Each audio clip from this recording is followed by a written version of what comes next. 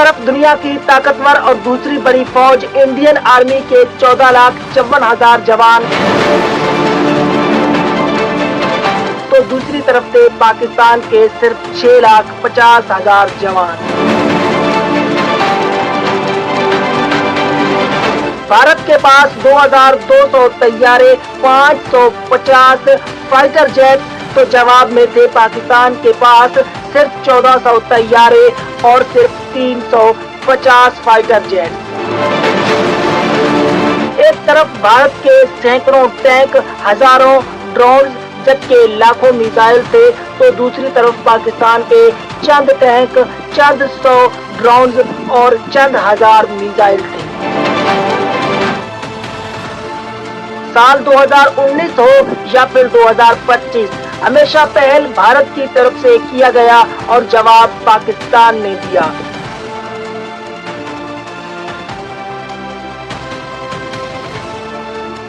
एक तरफ इंडियन फौज की महारत, इंडियन फौज की काबिलियत, इंडियन फौज की ताकत है, तो दूसरी तरफ पाकिस्तानी फौज की दिलेरी, पाकिस्तानी फौज की ईमानी जज्बा और उनका अपने वतन के साथ मोहब्बत है। रूस और फ्रांस के साथ मिलकर नए और बेहतरीन किस्म के तैयारे बनाने वाला इंडिया हमेशा से पाकिस्तान से मार खाकर क्यों लौटता है। 2019 में भी उन्होंने अपने पायलट्स गंवाए थे, तो 2025 में भी पाकिस्तान ने ऑपरेशन सिंदूर का जिस तरह से जवाब दिया था, पूरी दुनिया ने देखा था। भारत के पास नए, जदीद और बेहतरीन किस्म का असलहा मौजूद है। उनके पास हर तरह के पायलट, हर तरह के जेट्स मौजूद हैं। नहीं मौजूद तो उनके पास चलाने वाले मौजूद नहीं हैं। नहीं मौजूद तो भारत के पास कामरान मसीह जैसे पायलट मौजूद नहीं है। नहीं मौजूद तो भारत के पास वो दिलेरी, वो वलवला, वो वतन के साथ मोहब्बत रखने वाले जवान मौजूद नहीं है।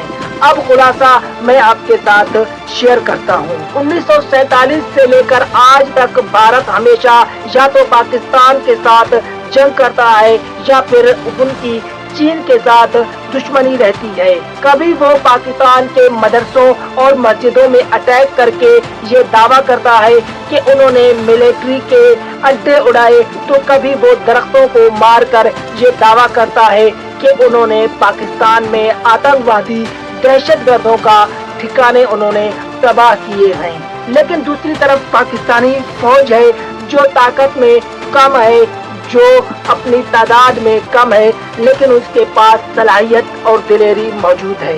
इंडिया के साथ लड़ने के लिए पाकिस्तान की फौज हमेशा तैयार रहती है। हमेशा पाकिस्तान की फौज दिल और जान से ये चाहती है कि जब भी मुल्क को जरूरत पड़ी तो वो अपनी जान देंगे। पाकिस्तान और भारत के दरमियान हमेशा जंग इस वजह से रहती है कि बीजेपी की हुकूमत अपने इलेक्शन के वोट के लिए, अपने सीट के लिए किसी का भी खून बहा सकती है।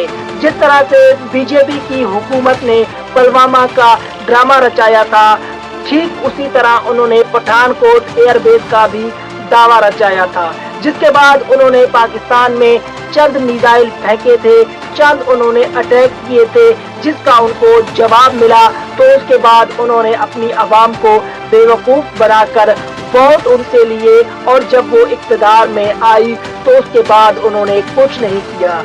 आप याद करें 2019 याद करें, 2024 याद करें, जब भी इलेक्शन करीब आते हैं भारत में, तो भारत की हुकूमत बीजेपी पाकिस्तान के खिलाफ प्रोपेगेंडा करके अपनी आवाम को बेवकूफ बनाने की कोशिश करती है। अपने आवाम को पाकिस्तान दुश्मनी के ऊपर उकसाती है, पाकिस्तान से मुकाबले का नारा लगाकर वोट लेती है।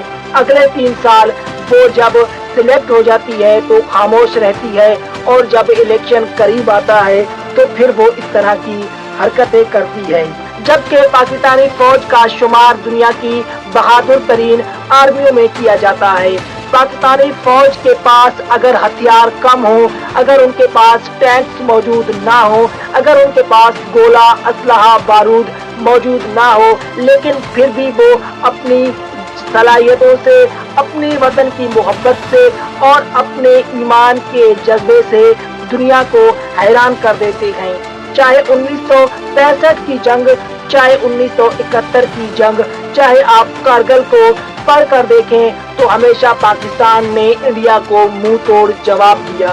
पाकिस्तान ने हमेशा अपनी कम आर्मी होने के बावजूद, अपने कम जंगी वसाइल होने के बावजूद, अपने कम हथियार होने के बावजूद इंडिया को हमेशा जवाब दिया।